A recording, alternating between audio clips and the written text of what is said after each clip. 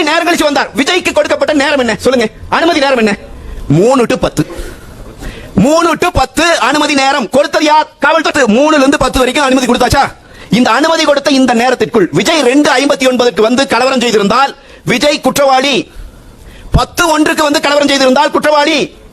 3 ல் இருந்து 10 வரைக்கும் முழுமையான நேரமும் பாதுகாப்பு கொடுக்கிறேன் என்று காவல்துறை உத்தரவு கொடுத்திருக்கிறது.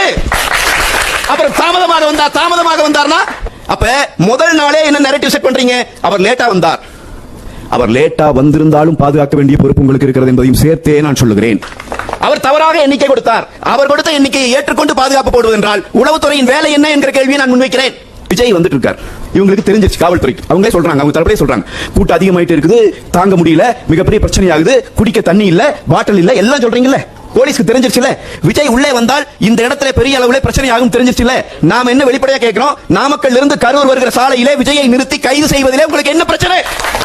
நீங்க என்ன பதில் சொல்றீங்க? அதுக்கு நாங்க கைது செய்து கூட்டம் நடக்கலைனா திமுக பயந்துருச்சு, அரசாங்கம் விஜய் பார்த்து பயந்துருச்சுன்னு விமர்சிப்பீங்க. அந்த விமர்சனத்தில் இருந்து திமுகவை காப்பாற்றுவது காவல்துறையின் வேலை அல்ல. அவங்க மேல விமர்சனம் வந்தா வரட்டும், ஆளுங்கட்சி ஆக்குறவங்க விமர்சனம் வரக்கூடாதா? நீ ஆளுங்கட்சி மேல விமர்சனம் வரக்கூடாது என்பதற்காக அவரை அலோ பண்ணி இங்க உயிர்களை போக வைத்திருக்கிறார் என்றால் நான் குற்றம் சாட்டுகிறேன். முதல் குற்றவாளி இந்த அரசாங்கம், இந்த காவல்துறை, இந்த உளவுத்துறை.